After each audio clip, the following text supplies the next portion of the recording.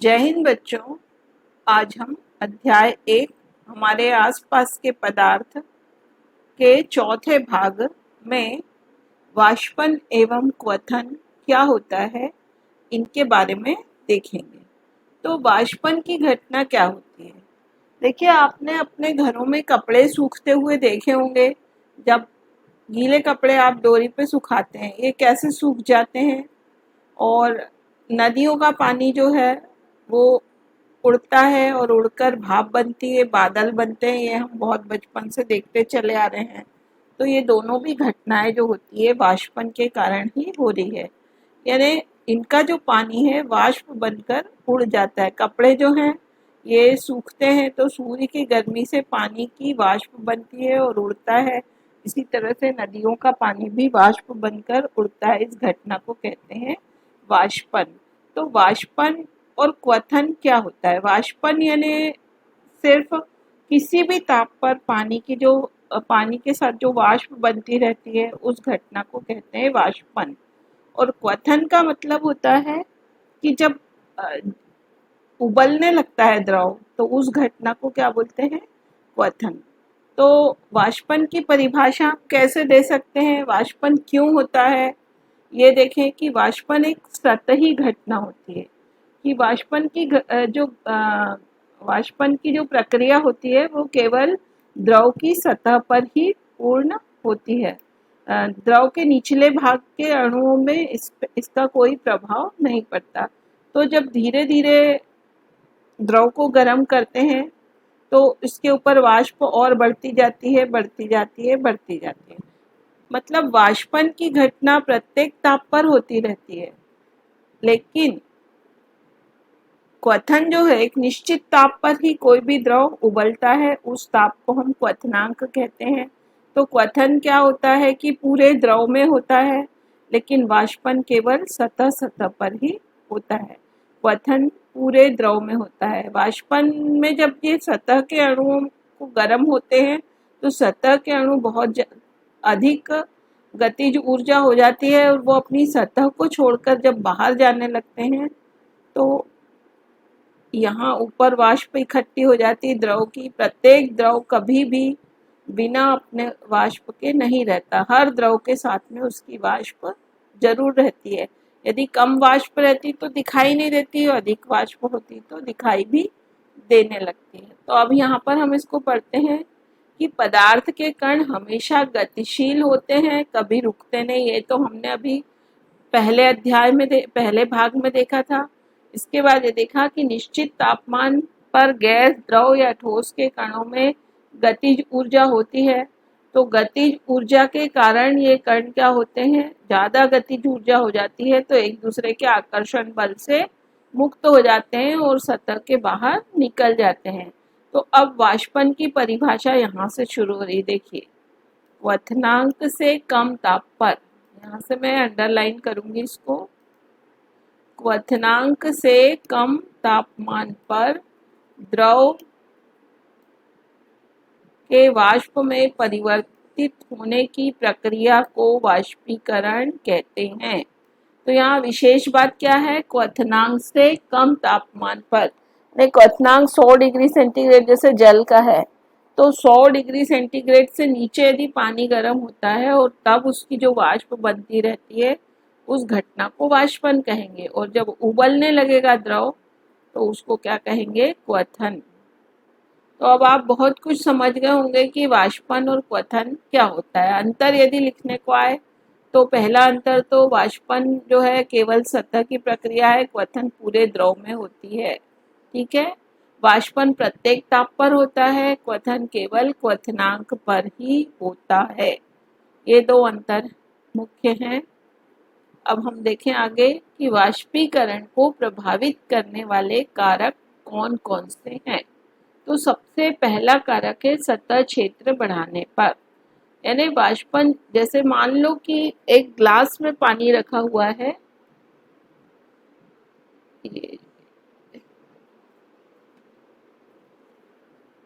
ये देखिए, एक ग्लास में हमने यहाँ पानी रखा और इतना ही पानी एक चौड़े पात्र में डाल दिया। जितना पानी इस ग्लास में रखा है इतना ही पानी हमने एक चौड़े पात्र में भर दिया। ये तो आप अपने कॉमन सेंस से बता सकते हैं कि पानी किस वाले पात्र का जल्दी सूख जाएगा। तो आपको यदि कोई पढ़ाए नहीं तो भी आप अपने ऑब्जर्वेशन से बता सकते हैं कि इस चौड़े पात्र का पानी जल्दी वाष्पित हो जाएगा। क्यों? तो अब ये कि जितनी सतह जितनी ज़्यादा होगी वाष्पन उतना अधिक होगा। यानी सतह क्षेत्रफल बढ़ाने पर वाष्पन तेज होता है। अब हम ये लिख लें, वाष्पन तीव्र होता है। तो एक तो ये चीज हो गई, ठीक।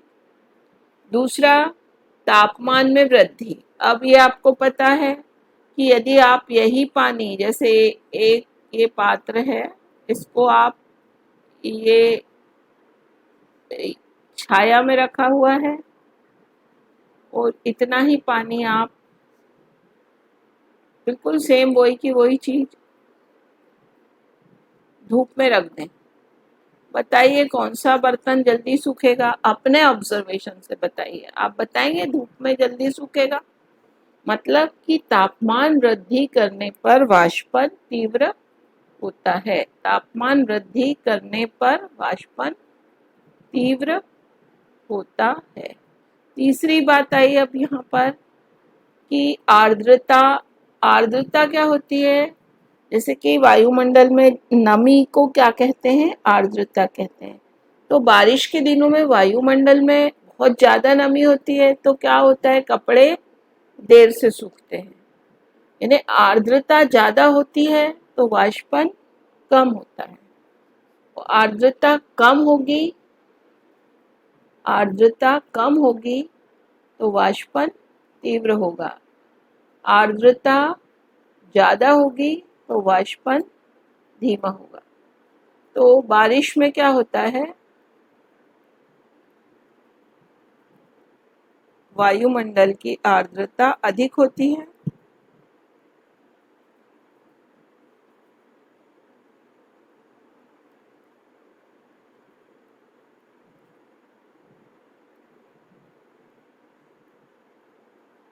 और वाष्पन कम होता है। इसी कारण क्या होता है कि कपड़े अगर हम सुखाने डालते हैं तो बारिश के दिनों में कपड़े भी देर से सूखते हैं, बजाय कि गर्मी में जब धूप रहती है तब कपड़े तेजी से सूख जाते हैं। दूसरा, बारिश के दिनों में जो पसीना आता है, गर्मी होती है और जो पसीना आता है तो वो भी नहीं सूखता है, तो इसलिए शरीर पर चिपचिप करता है। तो ऐसे प्रश्न भी आपको पूछे जा सकते हैं कि बारिश में कपड़े देरी से क्यों सूखते हैं, बारिश में जो चिपचिप होता है पसीने में वो क्यों होता है। तो इन सब के पीछे की बारिश में आर्द्रता अधिक होती है और वाष्पन कम होता है। ये एक लाइन उत्तर में आना चाहिए। विज्ञान के प्रश्नों में ज्यादा लिखना नहीं होता है, टू दी पॉइंट उत्तर देना चाहिए। तो ठीक है, यहाँ आर्द्रता यदि कम होगी तो वाष्पन तीव्र होगा। ये बढ़ता है, ये भी बढ़ रहा है तापमान बढ़ने पर, सतह क्षेत्रफल बढ़ने पर, लेकिन आर्द्रता की कमी होने पर वाष्पन तीव्र होता है। तीसरा, वायु की गति में वृद्धि। यदि हवा चलेगी तेज तो आपके कपड़े तेजी से सूख जाएंगे। हर समय कुछ ऐसी चीज अपने सामने उदाहरण लेके रखो तो उससे हमें फिर क्या होता है कि सिद्धांत याद हो जाता है कि वायु की गति तेज होने पर वाष्पन तेज हो जाता है।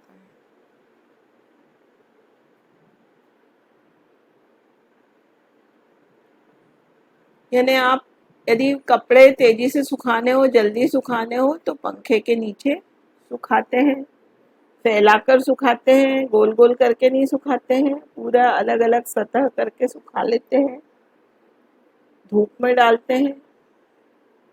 चलिए, तो ये हो गया वाष्पन को प्रभावित करने वाले 4 कारक। अगला है ये वाष्पीकरण के कारण शीतलता कैसे होती है।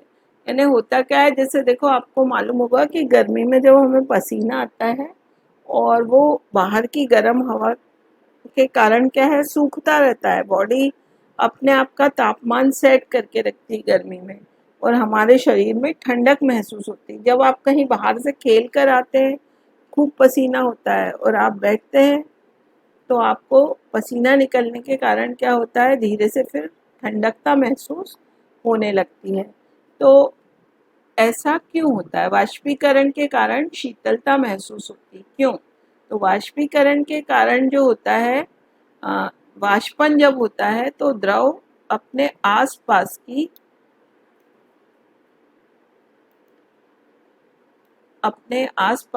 ऊर्जा अवशोषित कर लेता है और शीतलता उत्पन्न हो जाती है। यही कारण है कि मिट्टी के घड़े में जब पानी रखा जाता है तो वो पानी भी ठंडा हो जाता है। क्यों? क्योंकि मिट्टी के घड़े में बारीक बारीक छिद्र होते हैं और उनमें से पानी का रिसाव अंदर से बाहर होता रहता है। अब बाहर का पूरा वातावरण गर्म होता है। गर्मी होने के कारण क्या होता है, ये जो मटके के ऊपर पानी आता है बूंद बूंद करके, ये वाष्पित होता है और इसके वाष्पित होने से, ये वाष्पित जब होता है तो ये अंदर के पानी की गर्मी को सोखता है, उससे वाष्पित होता है और भी।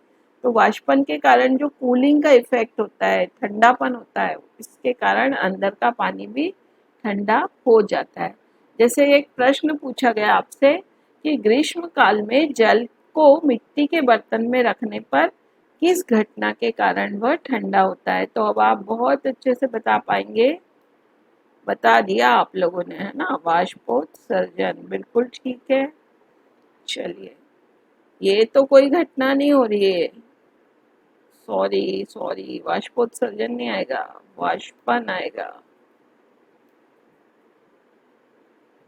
ये गलत। वाष्पोत्सर्जन जो होता है ना, वो पत्तियों में होता है।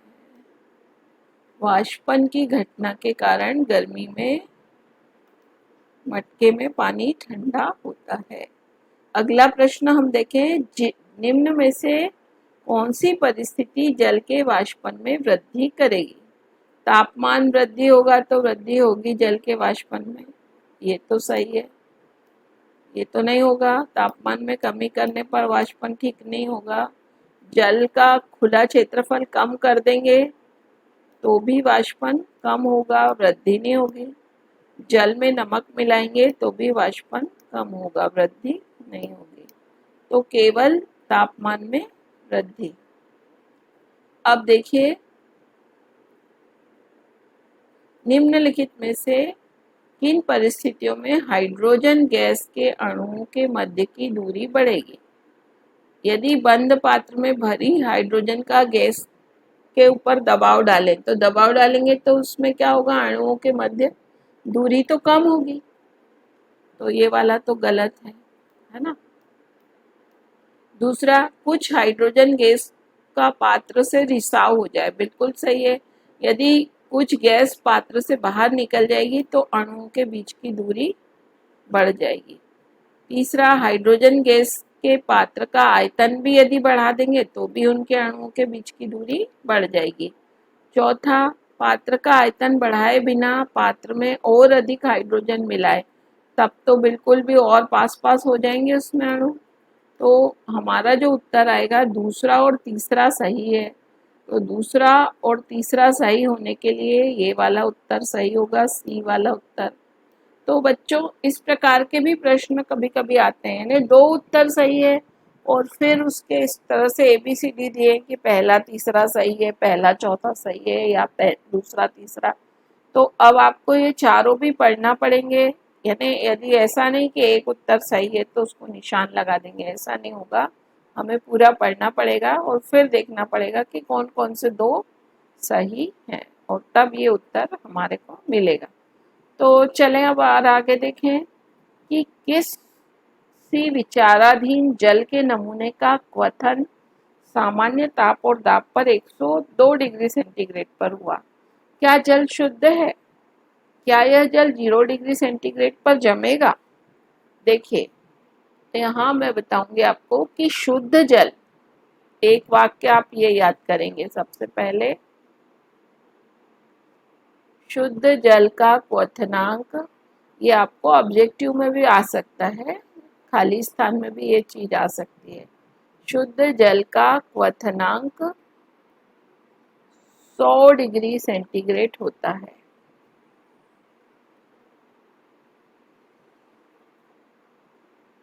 ठीक है। दूसरा पॉइंट, जल में अशुद्धि मिलाने पर, अशुद्धि होने पर दो बातें होती हैं। देखिए, पहला, क्वथनांक में वृद्धि होती है,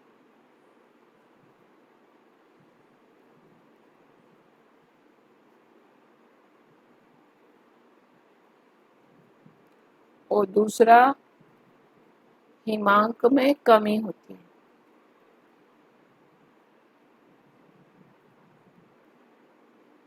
ठीक है। इसको कभी कभी यूं भी बोलते हैं, क्वथनांक में उन्नयन, उन्नयन यानी वृद्धि, और हिमांक में अवनमन यानी कि कमी होती है। तो अब देखिए, शुद्ध जल का क्वथनांक 100 डिग्री सेंटीग्रेड है, और शुद्ध जल का हिमांक जो होता है ना, वो 0 डिग्री होता है। तो क्वथनांक में तो वृद्धि हो गई, इसलिए ये जो जल का नमूना है 102 डिग्री पर अगर वो उबल रहा है, कितने डिग्री पर उबल रहा है? 102 पर, मतलब कि इसमें अशुद्धि है, इसीलिए इसके क्वथनांक में क्या हो गया? वृद्धि हो गई। अब हिमांक, शुद्ध जल का हिमांक 0 होता है, लेकिन ये तो अशुद्ध है क्योंकि 102 पर उबल रहा है, तो हिमांक में कमी होगी, तो 0 से कम यानी कि माइनस में हो जाएगा। इसके हिमांक, क्या यह जल 0 डिग्री सेंटीग्रेड पर जमेगा? तो हम यहाँ लिखेंगे कि जल 0 डिग्री सेंटीग्रेड से नीचे यानी माइनस ताप पर जमेगा, ऋणात्मक तापमान पर जमेगा। ठीक है, 0 से भी नीचे। यदि 100 डिग्री सेंटीग्रेड पर उबल रहा होता तो वो जल शुद्ध होता, और उस समय उसका जो फ्रीजिंग पॉइंट या हिमांक होता वो 0 होता। ठीक है। चलिए, अगला प्रश्न हम देखें कि कोई विद्यार्थी बर्फ तथा जल से भरे एक बीकर को गर्म करता है, यानी बर्फ को वो पिघला रहा है। ठीक है। तो वो बर्फ और जल दोनों भी कितने डिग्री सेंटीग्रेड के होंगे? अभी पहले शुरुआत में 0 डिग्री सेंटीग्रेड के होंगे। चीजों, इसको परिभाषा को पढ़ते पढ़ते उसको समझना भी चाहिए, केवल पढ़ना नहीं चाहिए। बर्फ और जल 0 डिग्री सेंटीग्रेड के होंगे, उनको गर्म कर रहा है। वह बीकर की सामग्री के तापमान को समय के पालन के अनुरूप मापता है, समय के फलन के अनुरूप नापता है। निम्नलिखित में से कौन सा ग्राफ सही रूप से दर्शाएगा? तो ये देखिए कि जब वो बर्फ 0 डिग्री सेंटीग्रेड का और जल भी 0 का रहेगा, जब तक पूरा जल नहीं बनेगा तब तक तापमान कैसा बना रहेगा? 0 बना रहेगा। तो हम देखें कि यहाँ तो तापमान शुरू से ही बढ़ना शुरू हो गया, इसलिए ये ग्राफ नहीं आएगा। ये तापमान तो 100 से शुरू हो रहा है, ये भी नहीं आएगा। ये भी 100 से शुरू होकर नीचे गिर रहा है, ये भी नहीं आएगा। हमने क्या देखा कि जब तक बर्फ पूरा नहीं पिघल जाएगा तब तक तापमान कितना बना रहेगा? 0। ये देखिए, तापमान 0 बना हुआ है, और उसके बाद में जब पूरा बर्फ पिघल के जल बन जाएगा तो फिर उसका तापमान धीरे धीरे बढ़ेगा। ये हमने गुप्त ऊष्मा पढ़ते समय देखा था। तो ये वाला ग्राफ हमारा सही होगा। तो इस प्रकार के प्रश्न भी परीक्षा में, प्रतियोगी परीक्षाओं में ज्यादातर पूछे जाते हैं। ये समझ के प्रश्न होते हैं, ये सिर्फ रटने वाले प्रश्न नहीं है। चलिए, अगला है रिक्त स्थानों की पूर्ति कीजिए। तो ये रिक्त स्थान तो आप स्वयं भर लेंगे, इनको आप खुद करके देखिए। यदि आपको नहीं समझ में आते हैं तो फिर आप इसमें उत्तर भी देख लीजिएगा। कक्ष ताप पर एक द्रव के वाष्पन से खाली स्थान प्रभाव होता है। अब आप इसको खुद से भरें। कक्ष ताप पर ठोस के कणों के मध्य आकर्षण बल गैसीय अवस्था में विद्यमान आकर्षण बलों की तुलना में खाली स्थान होते हैं।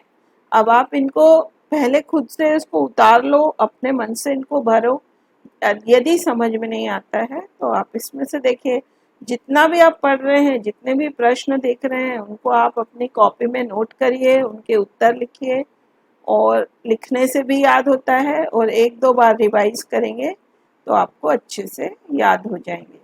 ठोस अवस्था का द्रव अवस्था से गुजरे बिना सीधे गैस में परिवर्तन क्या कहलाता है? ऊर्ध्वपातन कहलाता है। ये पूरी की पूरी परिभाषा है ऊर्ध्वपातन की, इसलिए गलती होना नहीं है इसमें। क्वथनांक से कम ताप पर द्रव के वाष्प अवस्था में परिवर्तन की परिघटना को क्या कहते हैं? वाष्पन कहते हैं। ये वाष्पन की परिभाषा है, ये ऊर्ध्वपातन की।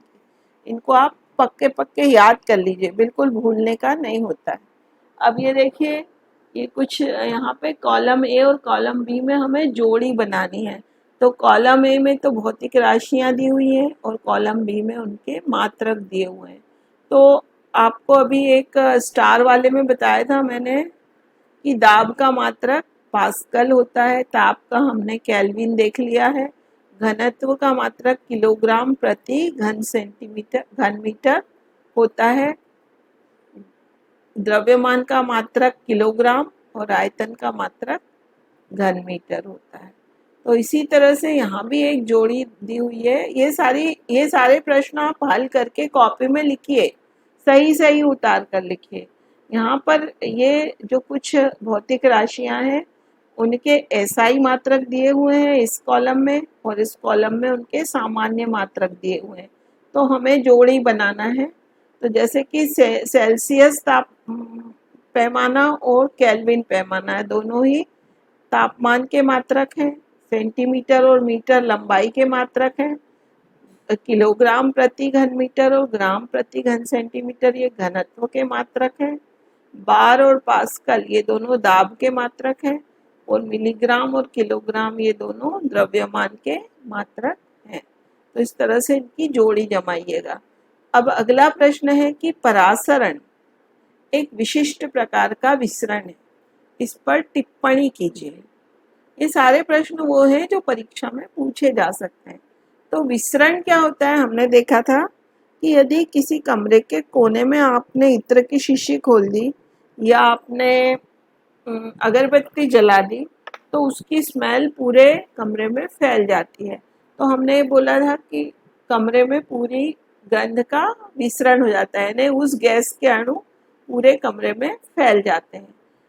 लेकिन परासरण क्या होता है? इसमें विलयन जो होता है, एक तरफ विलयन और एक तरफ विलायक रख दिया जाए, या फिर आपको विलायक और विलयन के बारे में पता है? विलयन यानी आप जानते हैं, जैसे मान लो मैंने शक्कर का विलयन बनाया, ये अगले अध्याय में और अच्छे से पढ़ेंगे हम। यहाँ अभी परासरण समझाना है इसलिए थोड़ा सा बताना पड़ेगा। शक्कर का विलयन, तो इसमें जो पानी है वो क्या कहलाएगा? विलायक। पानी क्या होता है इसमें? विलायक। जो ज़्यादा मात्रा में होता है उसको क्या कहते हैं? विलायक। और जैसे मान लो शक्कर है, शक्कर कम मात्रा में है, उसको कहते हैं विलेय। तो अगर एक ये मान लो हमने ये अर्ध पारगम में झिल्ली है, तो एक तरफ तो हमने पूरा जल भर दिया और दूसरी तरफ शक्कर का विलयन भरा, ठीक है। तो क्या होगा कि ये जल के अणु अपनी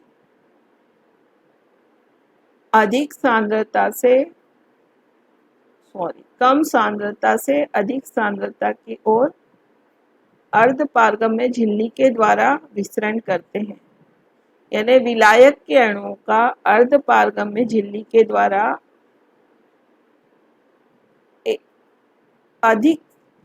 कम सांद्रता से अधिक सांद्रता की ओर विसरण परासरण कहलाता है। ये परिभाषा आप यहाँ लिख लो, बाकी इसको आगे के आने वाली कक्षाओं में बहुत डिटेल में आपको पढ़ना पड़ेगा। तो हम थोड़ी सी यहाँ परिभाषा लिखते हैं। विलायक के अणुओं का। ठीक, अर्ध पारगम्य झिल्ली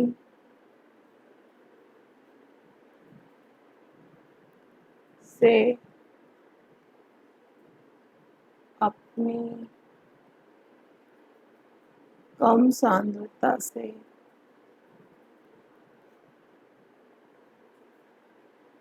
अधिक सांद्रता की ओर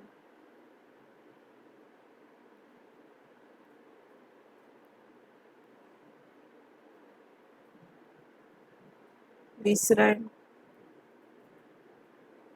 को परासरण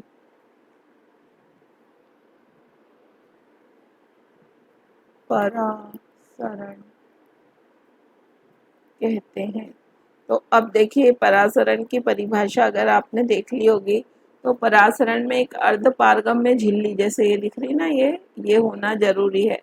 अब यहाँ देखिए, जल के अणु किधर ज्यादा है, इस साइड ज्यादा है, ये लाल वाले शक्कर के अणु है।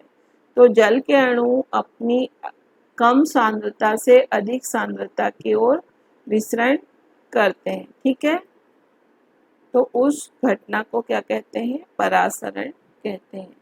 तो ये परासरण की घटना से के कारण, जैसे मान लो आप किशमिश को पानी में डालते हैं तो पानी किशमिश के अंदर चला जाता है और किशमिश क्या हो जाती है, फूल जाती है। इसका उल्टा अगर आप अंगूर को शक्कर की गाढ़ी चाशनी में डाल देंगे, ये देखिए यहाँ पे लिखा है, उसको भी बताया है कि यदि अंगूर को आप शक्कर की गाढ़ी चाशनी में रखते हैं तो अंगूर सिकुड़ जाता है, और तो अंगूर के अंदर कम शक्कर वाला पानी रहता है और बाहर गाढ़ी चाशनी रखते हैं तो अंगूर के अंदर का पानी पूरा बाहर निकल आता है। और यदि किशमिश को पानी में डालते हैं तो किशमिश फूल जाती है। तो ये किशमिश का फूलना क्या कहलाता है, अंतःपरासरण कहलाता है, क्योंकि पानी इसमें अंदर जाता है, तो इसको बोलते हैं अंतःपरासरण। और जब अंगूर से पानी जब बाहर निकलता है और सिकुड़कर जब उसकी किशमिश बनती है तो उस घटना को कहते हैं बाह्य परासरण। अब आप अंतःपरासरण का एक उदाहरण आपको मन से याद आ रहा होगा, आप चने या कोई सी भी खड़े अनाज को भिगाते हैं तो वो फूल जाते हैं, भीग जाते हैं, फूल जाते हैं, वो भी अंतःपरासरण की घटना होती है।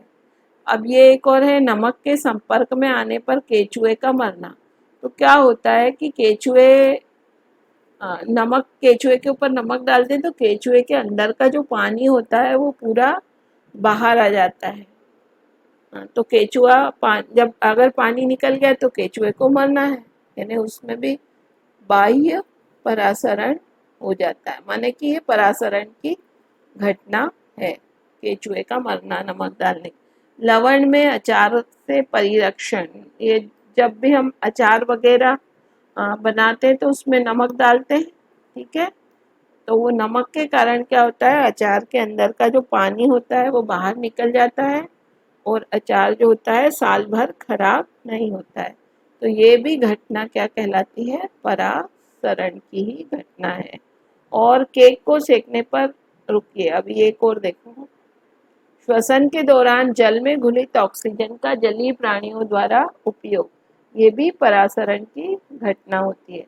लेकिन ये दो जो हैं, एक तो ये वाला,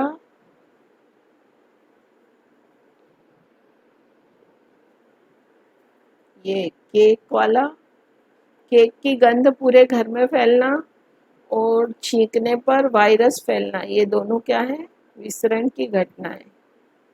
विसरण और परासरण में अंतर होता है। विसरण में कोई झिल्ली की जरूरत नहीं होती है अर्धपारगम्य, वैसे ही कण पूरे कमरे में घूम जाएंगे।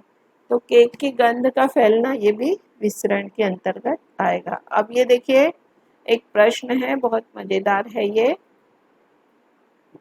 बर्फ के रूप में जल शीतलन का प्रभाव रखता है, यानी बर्फ से हम ठंडी सिकाई कर सकते हैं, और भाप यदि लग जाती है तो बहुत तेजी से हाथ जल जाता है। इसका कारण है कि बर्फ में -80 कैलोरी उसकी गुप्त ऊष्मा हो जाएगी, जबकि वाष्प में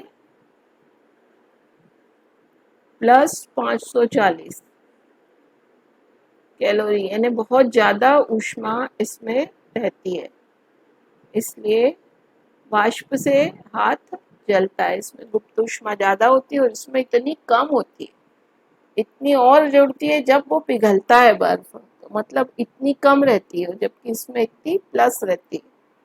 अब आगे देखें, अलका चाय बना रही थी तो केतली के टोटी से भाप लग गई, तो सीधी बात है फिर यही उत्तर आएगा कि भाप में 540 कैलोरी ऊर्जा ज़्यादा, किलो कैलोरी बोलते हैं, सॉरी, किलो कैलोरी ऊर्जा ज़्यादा होती है, किलो कैलोरी ऊर्जा ज़्यादा होती है, इसलिए भाप से जल्दी हाथ जल जाता है। इसी तरह से गर्म जल युक्त एक कांच के बर्तन को फ्रिज में रखा, तो फ्रिज में पहले उसका तापमान धीरे धीरे 0 पे आएगा, फिर थोड़ी देर तक स्टेबल रहेगा और फिर और कम हो जाएगा।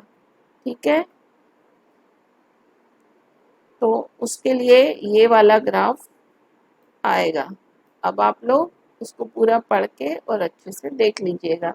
एक प्रश्न ये है कि यदि इस प्रकार से 4 बर्तन आपके सामने हैं तो किस बर्तन में वाष्पन सबसे ज़्यादा होगा। तो देखिए, ये 3 जिनमें सतह बराबर है, इसकी सतह कम है, तो इसमें तो वाष्पन तेजी से होगा नहीं।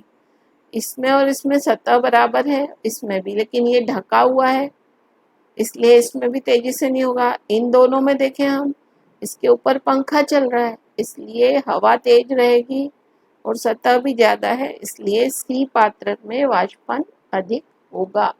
अगला प्रश्न है, ग्रीष्म काल में प्रियांशी और अली दोनों ने नायलॉन के वस्त्र पहने हैं।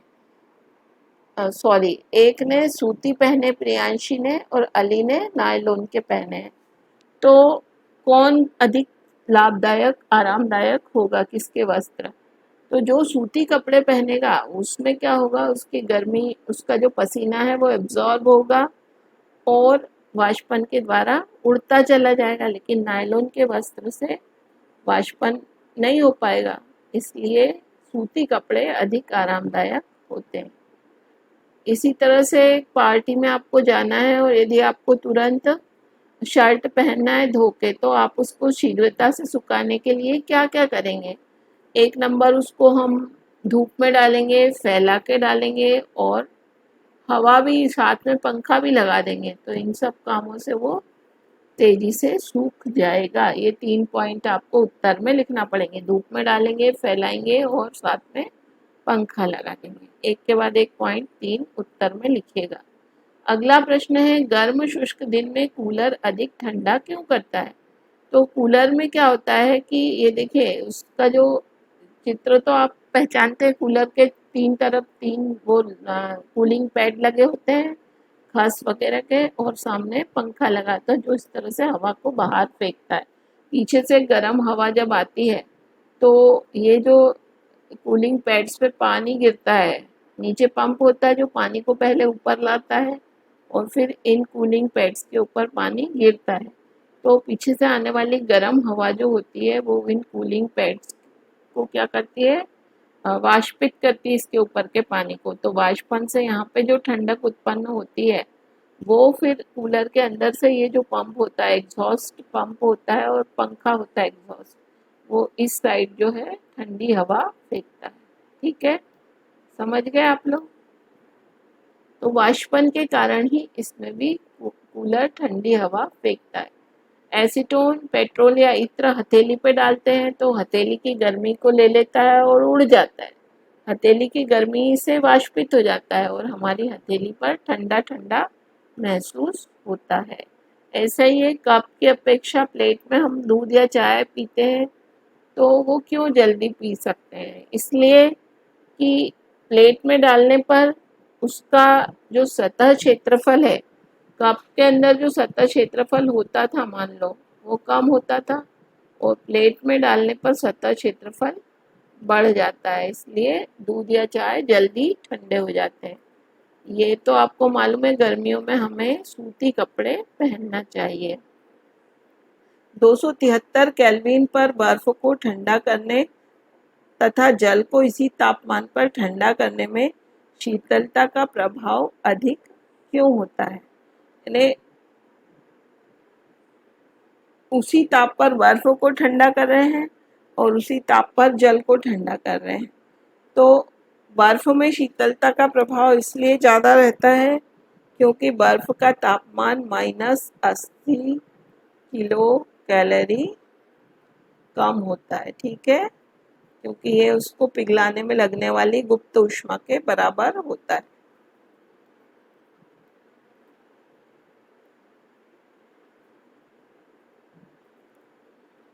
उबलते हुए जल अथवा भाप से जलने की तीव्रता किस में अधिक महसूस होगी?